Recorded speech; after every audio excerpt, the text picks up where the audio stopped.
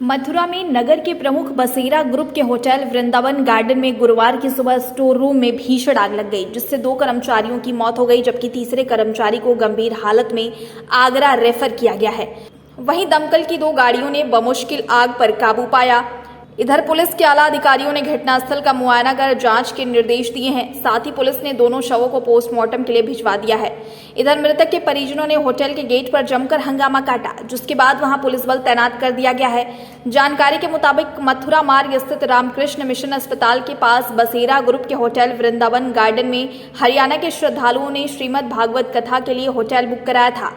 वहीं गुरुवार की सुबह करीब 5:30 बजे होटल के गार्ड ने होटल की ऊपरी मंजिल में बने स्टोर रूम से आग की लपटें निकलती देखी। जब तक होटल के अन्य कर्मचारी कुछ समझ पाते, तब तक आग ने भीषण रूप धारण कर लिया।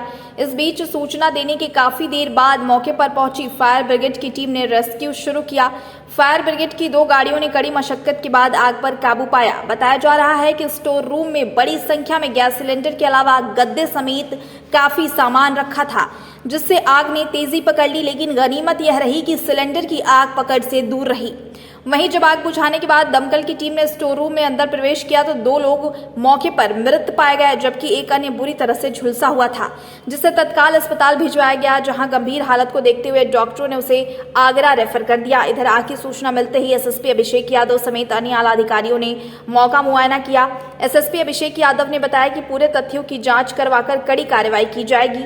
वहीं दमकल अधिकारी प्रमोद शर्मा ने बताया कि इस होटल को कुछ समय पहले ही फायर सिस्टम प्रॉपर न होने पर नोटिस जारी किया गया था, जबकि मृतकों की पहचान 30 वर्षीय उमेश निवासी गांव दरबे थाना माठ और 40 वर्षीय वीरी सिंह के रूप में हुई है। हम एक ही फैमिली से सब लोग। मैं करीबन 5:07 से फायर ब्रिगेड को लगातार फ़ोन कर रहा हूँ, लेकिन उनका फ़ोन नहीं लगता है इमरजेंसी नंबर के ऊपर, जो कि आप ये देख सकते हैं। मैंने ये कितनी दफ़ा फायर ब्रिगेड को फ़ोन किया, 100 नंबर भी नहीं लगा। सबसे हमने फ़ोन कर दिया, सबसे ये 101 नंबर भी नहीं लगा। फिर हम लोगों ने क्या किया, हमने लास्ट में 112 नंबर पे फ़ोन किया कि आप लोग सूचना दो फायर ब्रिगेड को। तो इतनी बेकार हालत है यहाँ पे, इमरजेंसी फर्स्ट एड के नाम पे कुछ भी नहीं मिला हमारे को। फ़ोन करने के तकरीबन 35 मिनट के बाद यहाँ पे फायर ब्रिगेड 40 मिनट के बाद फायर ब्रिगेड पहुँचती है, जो कि 112 नंबर पे कॉल करने के बाद पुलिस सहायता हमारे को 10 मिनट में मिल जाती है। फायर ब्रिगेड दूर होने की वजह से किस वजह से 1 घंटा लेट होती है। अगर फायर ब्रिगेड यहाँ होती, टाइम पे आती, तो कोई नुकसान का काम नहीं था। यानी बिल्कुल स्लो स्पीड में आग थी पहले। मैं तो योगी सरकार ये कहता हूँ, आप इतने बड़े दिखा रहे हो, तो यानी अंदर में लाखों लोग आ रहे हैं, तो उनकी सेफ्टी के लिए आपने है ना यहाँ कोई प्रबंध नहीं किया फायर ब्रिगेड का। कोई कोसी कला यहाँ से 50 किलोमीटर है, मथुरा 20-25 किलोमीटर है, ट्रैफिक जाम रहता है। बीच में ये फायर ब्रिगेड का है, कोई टैंकर पलटा हुआ था, हम इनकी बात को इग्नोर नहीं करते। तो अब रिक्वेस्ट यही है भी यहाँ भी है ना, कम से कम 2-3 फायर स्टेशन। आपका कितने लोगों को ग्रुप रुका हुआ है यहाँ? हर एक कमरे में 2-2, 3-3 है, एक बच्चा ठहरा हुआ मान लो। हाँ, कितने लोगों से आप लोग? हम सूरत से आए हुए हैं। भागवत का प्रोग्राम था। कितने दिन से यहाँ रुके हुए? हम 1 हफ्ता से रुके हुए हैं। हाँ, क्या कुछ घटना हुई थी और क्या कैजुअलिटी? एक्चुअली सुबह अर्ली मॉर्निंग हमारे पास में आग लगने की सूचना आई कि एक ये जो बसेरा होटल है कम मैरिज होम है, इसके अंदर फायर की घटना घटित हुई है। तो तत्काल मैं भी और मेरी टीम जो है मौके पे पहुंची। मौके पे आने के बाद पाया गया कि जो आग है वो फर्स्ट एंड सेकंड फ्लोर पे लगी हुई थी। तो इनका जो स्टोर रूम था सेकंड फ्लोर पे, और फर्स्ट फ्लोर पे रेस्टोरेंट टाइप में था, जिसमें कि सामान और कुछ सिलेंडर वगैरह थे। जैसा कि आप बाहर गेट पे देख रहे हो, काफ़ी सारे सिलेंडर को अंदर से निकाला गया है। तकरीबन 10-12 सिलेंडर अंदर थे जिनको निकाला गया। यहाँ पर भागवत की कोई कथा हो रही थी, जिसके लिए पूरा जो ये मैरिज होम उसको बुक किया गया था।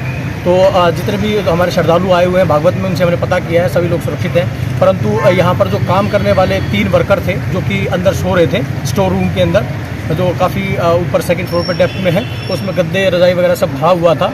तो उस टाइम पे जब जैसे ऊपर पहुंचे तो आग बुझाने के बाद दिखाई दिया कि 2 आदमी पर हाथ हिला रहे थे, ऐसा लग रहा था जैसे फंसे हुए हैं। तो टीम ने तत्काल उसको आग बुझा दी, क्योंकि हीट काफ़ी ज़्यादा थी।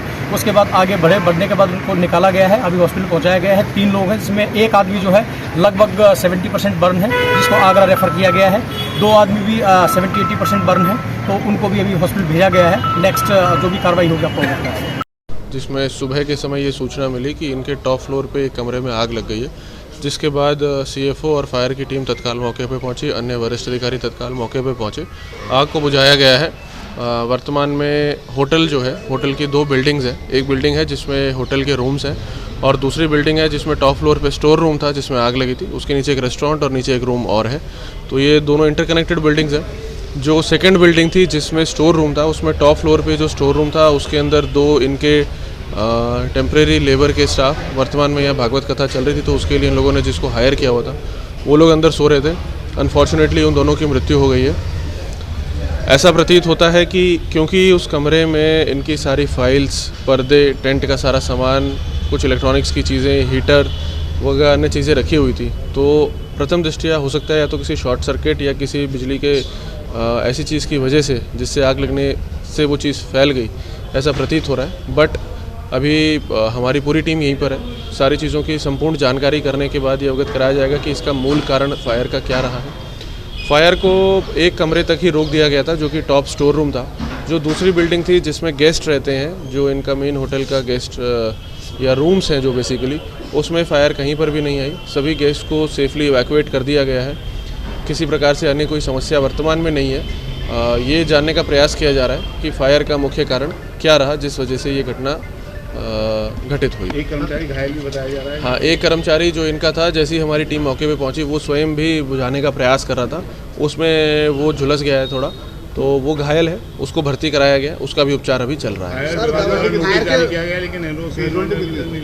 2 कैजुअल्टी हैं और जैसा मैंने बताया कि वो सारी चीज़ें अभी चेक की जा रही हैं कि क्या क्या जो हमारे नॉर्म्स के नोटिस वगैरह सारे दिए गए हैं उसमें किन किन चीज़ों में कमियां थी, क्या क्या चीज़ें थी, वो संपूर्ण जांच का विषय है और जांच उपरांत उसके संबंध में आपको विस्तृत डिटेल्स भी दी जाएंगी। सबसे बड़ी कमी यहाँ देखी जा रही है फायर स्टेशन की। वृंदावन एक बड़ा तीर्थ स्थल है और यहाँ इस तरह की घटना होती है, कंजेस्टेड गलियाँ हैं। फायर स्टेशन की काफ़ी डिमांड भी रही है, कई बार पत्र। फायर स्टेशन का प्रपोजल भी है, उसमें शासन से बात भी हो गई है और बहुत जल्द वो चीज़ हो भी जाएगी। उसके संबंध में हमारे द्वारा जानकारी भी दे दी गई है। उसके अलावा हमारी टीम्स यहाँ मौके पर रहती हैं, क्योंकि जब तक फायर स्टेशन नहीं है तब तक भी फायर टेंडर्स और हमारी टीम्स यहाँ मौके पर रहती हैं, क्योंकि वृंदावन अपने आप में एक बड़ा शहर है।